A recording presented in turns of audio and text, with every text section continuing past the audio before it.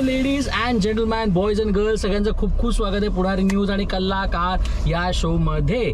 कलाकार या शोमध्ये आपल्याला दरवेळी अनेक लोक भेटायला येतात. इन्स्पायरिंग जर्नी असते आणि आपण सगळे इन्स्पायर होत असतो. पण एक व्यक्ती आहे जे आज आपल्याकडे आले आहेत, ते प्रचंड इन्स्पायरिंग आहेत. ते प्रचंड आपल्या माणसासारखे आहेत आणि ते आपले माणसं काय आहेत हे तुम्हाला आज कळणार, कारण आपल्यासोबत आहेत आदेश दादा. खूप खूप स्वागत आहे. हो, थँक्यू. किती छान. आदेश दादा, खरं तर कलाकार या शोचं नाव आहे, त्यामुळे आपण गप्पा अनेक वर्ष मारतोय, पण गाडीच्या गप्पा कधी आपण मारले ना आदेश दादा. तर सगळ्यात अगोदर ही ड्रायव्हिंग व्हील, ही कार कधी हाती आली, कधी शिकला, त्याच्याबद्दल प्लीज आम्हाला सांगा. नाही, खूप छान. तू मला खरं तर इतकं या प्रश्नानंतर इतकं मागे घेऊन गेलायस ना की विचारच करायला नको. कारण आम्ही ना राहायला अभ्युदयनगरमध्ये होतो. बरोबर. आणि अभ्युदयनगरमध्ये ना माझा मामा होता सुभाष शिरसाट. बरोबर. तो आमच्याचकडे राहायला होता. राईट. आणि तो BST मध्ये नोकरी करायचा.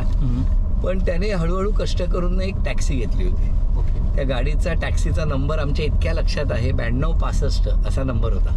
हां. आणि ती टॅक्सी घेतल्यानंतर ती टॅक्सी आमच्या अभ्युदयनगर बिल्डिंग नंबर 5 मध्ये उभी असायची. आणि मग आपल्याला त्या स्टेअरिंगवरती बसण्याचं आकर्षण लहानपणापासूनच असायचं. म्हणजे खेळताना सुद्धा टोप घ्यायचा असा समोर आणि असे आवाज करून ड्रायव्हिंग करायचो.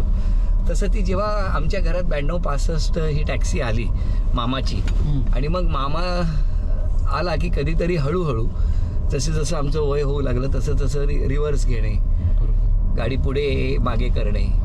मग गाडी धुण्यातला एक वेगळा आनंद होता. मामाची, आपल्या मामाची गाडी ना, म्हणजे आपली गाडी. मग मामाची गाडी म्हटल्यानंतर तिचा आपलाच हक्क असल्यासारखं ती गाडी रोज सकाळी धुवायची, मग आपलं कॉलेज करायचं. या सगळ्या गोष्टीमध्ये ना ती मागे पुढे करता करता कधी मी ड्रायव्हिंग करू लागलो हे मलाच कळलं नाही. म्हणजे कुठे शिकला नाही? शिकलो नाही. मी डायरेक्ट चालवू लागलो. आणि मग त्यानंतर त्यातली सुद्धा गंमत अशी आहे की जेव्हा मी ती गाडी चालवायला लागलो, ती गाडी चालवता तुला सांगतो, म्हणजे खूप जणांचं लायसन्स हे खूप उशिराचं असतं. बरोबर. पण 18 वर्ष झाल्याबरोबर लायसन्स मी काढलेलं होतं. कारण मामा आमचा एकदम त्याने आम्हाला खूप ट्रेन केलं होतं. राईट. आणि मग ती पहिल्यांदा 9265 नंबरची फियाट, म्हणजे आता सगळे फ्लोअर गिअर आहेत, ऑटोमॅटिक गिअर आहेत, पण तेव्हा असा हात टाकून वरती गिअर, दुसरा गिअर मागे करून तिसरा, चौथा, असं मागे करून रिव्हर्स वगैरे. आणि तेव्हा ना असं सरळ बसायची नव्हती, तेव्हा एक अशी स्टाईल होती, अशी क्रॉस बसायची. एक हात बाहेर. कारण AC गाड्या तेवढ्या नव्हत्या ना. बरोबर. अशी ती. मग त्याच्यानंतर ड्रायव्हिंग करायला लागलो. आणि मग असं झालं होतं की सगळ्या मित्रांसाठी सुद्धा, ज्याच्याकडे गाडी आहे किंवा कोणाला गाडी मिळते तर मग हे आदेश चल ना पटकन शिर्डीला जाऊन येऊ. पण मला ती पहिली गाडी कोणती होती आदेश? म्हणजे मी स्वतः घेतलेली पहिली होती मोटरसायकल. हा. सोहम. मोटरसायकल प्रेम ना पहिलं, सगळ्यात पहिलं. येस. आणि ती 2999 तिचा नंबर होता. कारण मी आणि सुचित्राने ना मोठ्या कष्टाने ती घेतली होती गाडी लग्नानंतर. 90 मध्ये आमचं लग्न झालं आणि त्याच्यानंतर जवळजवळ माझ्या मते 97च्या आधीच 95-96 मध्ये असेल आम्ही ती गाडी घेतली. पण ती गाडी घेत असताना सुद्धा ना माहीमला त्या शोरूममध्ये जाऊन, तेव्हा त्याची किंमत माझ्यामध्ये 15,500 वगैरे असेल, पण त्याचंही लोन होतं. आणि मग ते सगळं लोन हे माझ्या आयुष्यात आहे. आणि त्यातून 2999 असा मोटरसायकलचा नंबर होता, हिरो होंडा. आणि छान, त्याच्यामुळे ती पहिली हिरो होंडा. आणि मग तुला सांगतो, त्या गाडीवरून मी, सुचित्रा, सोहम आम्ही तिघेही फिरायचो. एकदा म्हणजे झी गौरवची पहिली प्रेस कॉन्फरन्स होती. मला पहिला पुरस्कार म्हणजे मुख्य पुरस्कार, वर्ष 2000 असेल. मी ती मोटरसायकल गाडीची कोऑर्डिनेशनची जबाबदारी माझ्याकडे. बरोबर. मी ती मोटरसायकल घेऊन निघालो, सुचित्रा सोबत होती. आणि ना भारत माताच्या सिग्नलला माझं ते दिवस रात्र काम चालू होतं. मला ना असं चक्कर आल्यासारखं झालं. मी हेल्मेट काढलं, हेल्मेट असं काढून बाजूला ठेवलं आणि तिथेच फुटपाथवर बसलो. मला चक्कर आल्यासारखं झालं म्हणून. तिथे कोपऱ्यावर इराणी होता पूर्वी, गणेश गल्लीचा जो कोपरा आहे भारत माताच्या बरोबर समोर, तिथेच ती उचलून बाईक ठेवली फुटपाथवर. आणि त्याच्यानंतर 2 व्हीलरला परत हातच लावला नाही. तिथूनच ती विकली. आणि मग 1-1.5 वर्षानंतर सुचित्रा माझ्या सतत मागे असायची की आता आपण दोघे इतका कष्ट इतकं मेहनत करतोय, आपण एक गाडी घेऊया. आणि आम्ही झेन गाडी पहिली घेतली होती. आणि मग सुरूच झाला रे प्रवास, कारण मेहनत थांबली नाही. पण ना या सगळ्यांमधून एक कार्यक्रम तुमच्या आयुष्यात आला आणि ज्या कार्यक्रमाने आयुष्य बदलून गेलं, त्या लोकांसुद्धा ज्या कार्यक्रमाने खऱ्या अर्थानं सगळ्यांना आनंद दिला, तो म्हणजे होम मिनिस्टरचा. म्हणजे तुम्ही होम मिनिस्टरबद्दल आपण किती बोलू किती नाही असं आहे, पण तेवढ्याच्या तेवढ्यात मी नेहमी विचारतो, जर एक प्रश्न असेल आदेशदा, आणि खरं तर हा प्रश्न फार अतिशोक्ती नाही आहे, नॉर्मलच आहे, तुमच्या आयुष्यातलं होम मिनिस्टरचं महत्त्व आहे तरी काय? माझ्या आयुष्यातलं होम मिनिस्टरचं महत्त्व, माझी होम मिनिस्टर जी आहे ना ती माझी स्ट्रेंथ आहे. मुळात ती वयाने खूप माझ्यापेक्षा लहान, पण तिने ना मला इतकं सुरुवातीपासून मार्गदर्शन केलं आहे ना, ती कधी, म्हणजे मी तुला माहिती आहे, मी जगात किती उंच भराऱ्या मारल्या, मी अगदी काही झालं, कधी मला टेन्शन आलं, दडपण आलं, तरी तिच्यामुळे माझ्या चेहऱ्यावरचं हसू किंचितही कधी कमी झालं नाही. याचं कारण मी इतका प्रवास करतो, मी इतका कार्यक्रम करतो, आणि कायम ती माझ्या पाठीशी खंबीरपणे उभी असते.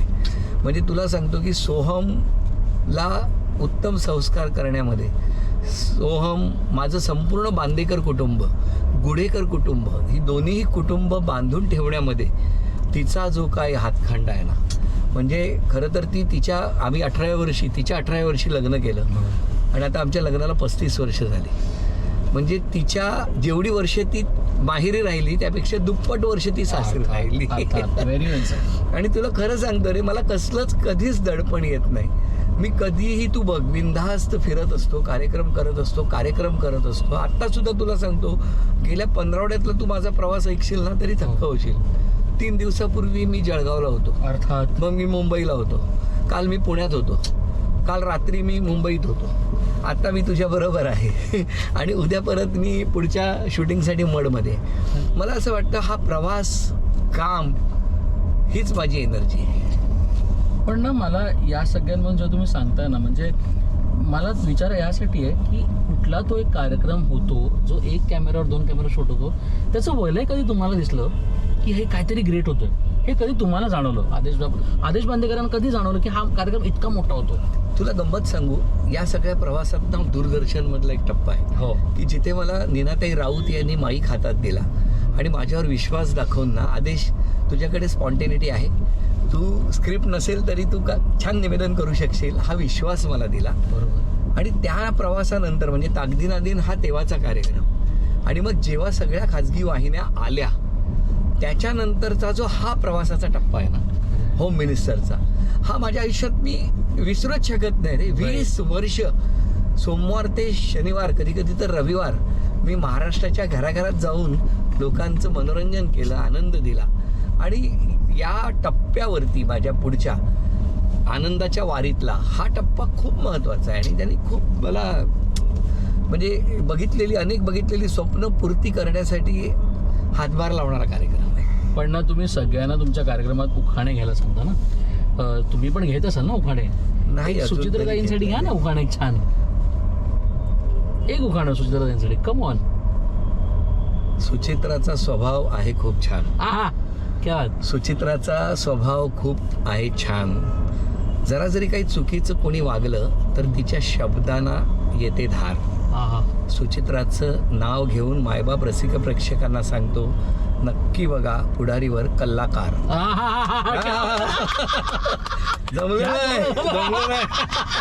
सांगतात ना, नो स्क्रिप्ट तरी आपला आहे.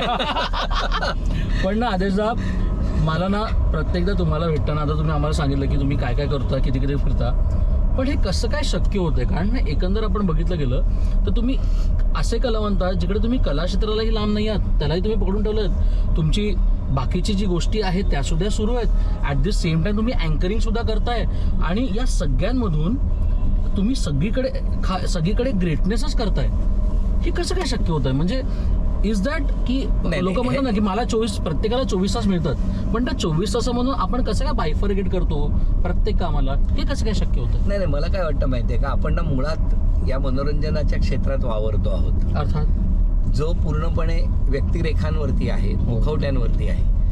माझं भाग्य असं आहे ना की मी कधी मुखवटाच लावला नाही, आणि ती सगळ्यात मोठी ताकद आहे छोट्या पडद्याची.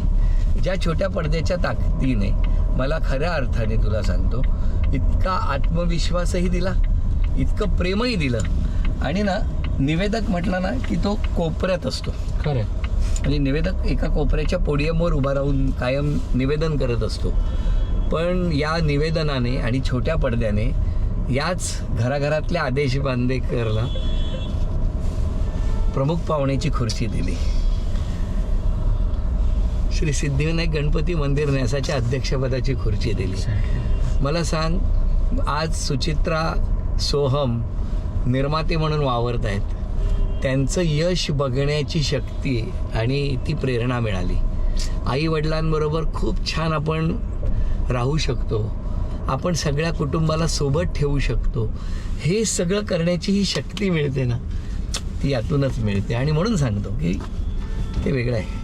पण मग आयुष्यात या सगळ्या गोष्टी करत असताना आयुष्यात तुमची खूप खास व्यक्ती ते म्हणजे उद्धवसाहेब ठाकरे, बाळासाहेब यांचा कसं काय सहवास मिळालो आणि काय क्षण होते ते सगळे? खूप छान मिळाला.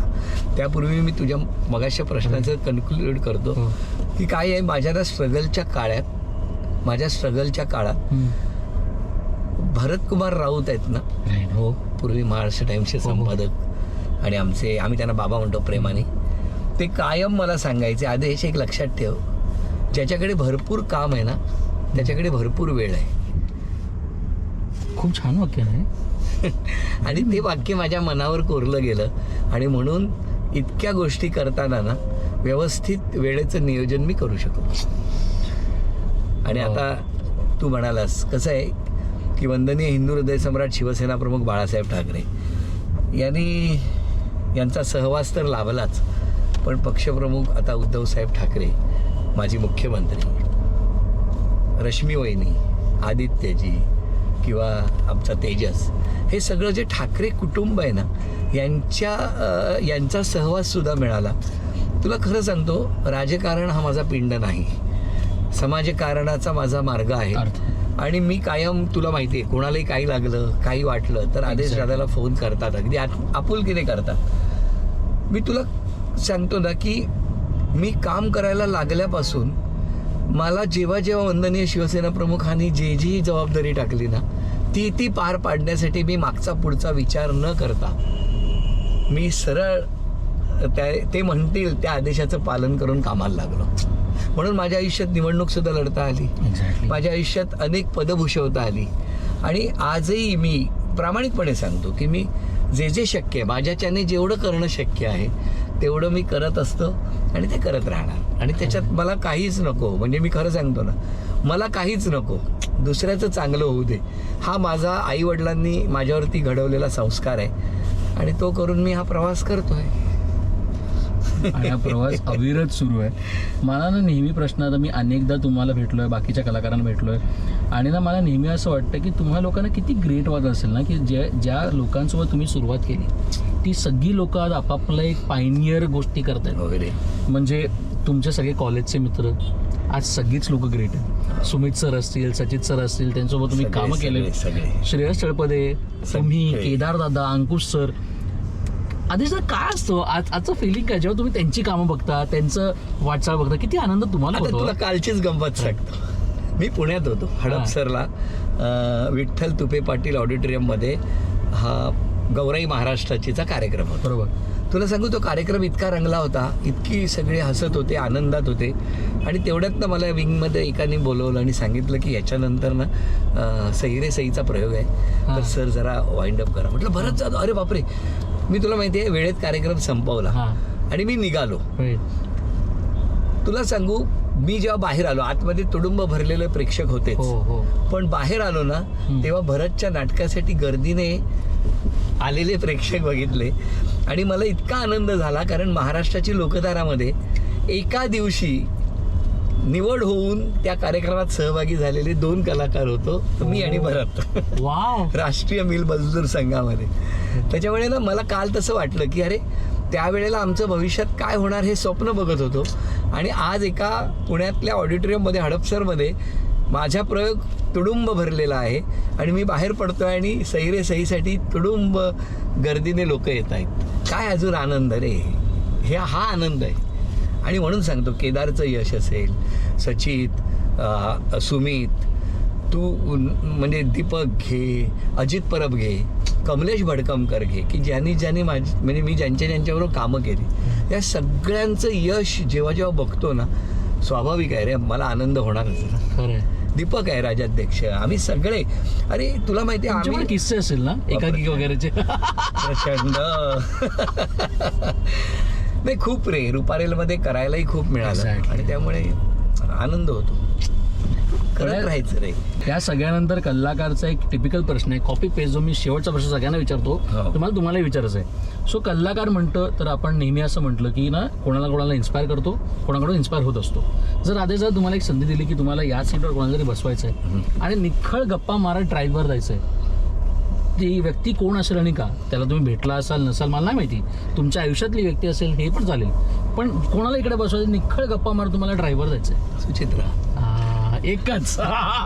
तुला सांगू, माझ्याकडे जेव्हा झेन होती ना, तेव्हा मी तेच स्वप्न बघितलं होतं की इकडे सुचित्रा, पुढे सोहम उभा, एवढूसा सोहम, म्हणजे सोहमला पुढचं काही दिसायचं नाही. बरोबर. त्यावेळेला मला आठवतंय की सोहम, पाऊस सुरू झाला एकदा, म्हणजे तेव्हा मला त्याच्यातलं कळलं होतं आणि ना मी वायपर सुरू केला, तर सोहमने पटकन वायपर बंद केला. परत पाऊस सुरू झाला म्हणून मी परत वायपर सुरू केला, परत सोहमने तो वायपर बंद केला.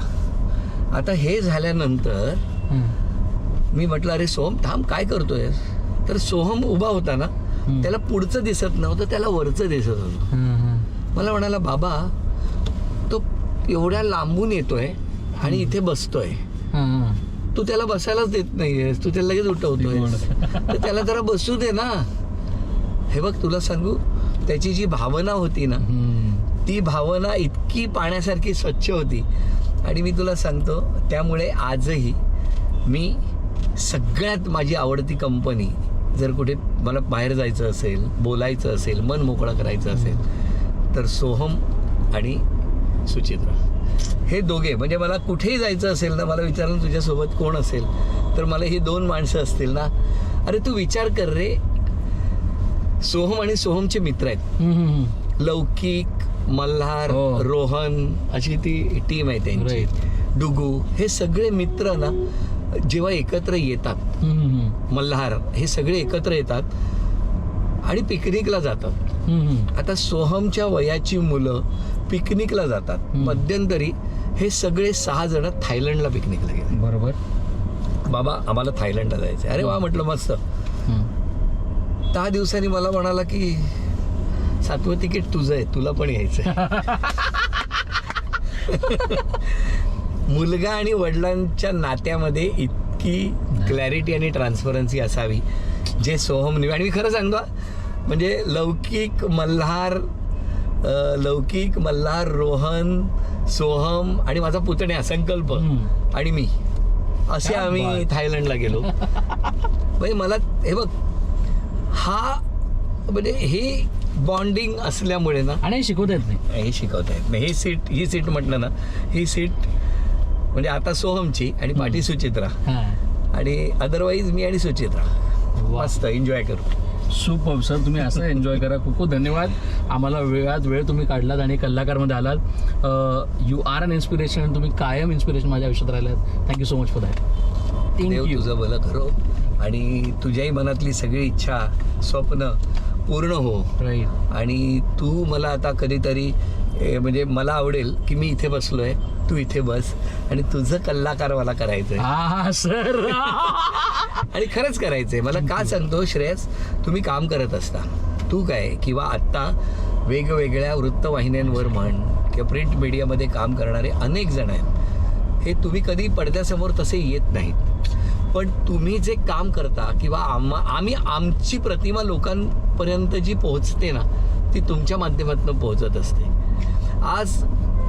आज आम्ही गप्पा मारतोय, तो दिवस रक्षाबंधनाचा आहे, पण तरीसुद्धा तुम्हाला सांगतो, तोही धावत धावत हा क्षण टिपण्यासाठी पोहोचला. आणि म्हणून मला असं वाटतं श्रेयस, खरं सांगतो मनापासून, तुम्ही सगळेजण आहात ना या मनोरंजन क्षेत्रात काम करणारे, मग सोशल मीडियासाठी धावणारी खूप मुलं आहेत, या सगळ्यांचं काहीतरी एकत्रित केलं पाहिजे असं मला वाटतं. प्लीज करूया सर आपण. छान. नक्की. तेव्हा लवकरच पाहायला विसरू नका श्रेयस ड्रायव्हिंग सीटवर, मी त्याच्या शेजारी आणि कलाकार फक्त पुढारीवर. Thank you so much. Thank you so much. मजा आली.